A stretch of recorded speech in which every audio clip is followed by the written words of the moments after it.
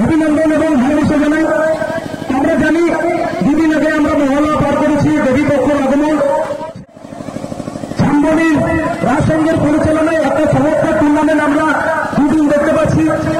সেখান থেকে বাঙালির ফুটবল প্রিয় খেলা 8 থেকে 80 আমরা সবাই ভালোবাসি।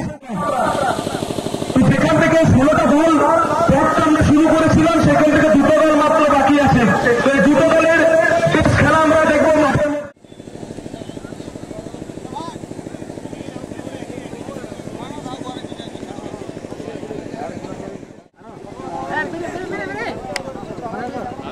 দাঁড়িয়ে রাখো, দাঁড়িয়ে দাঁড়াও।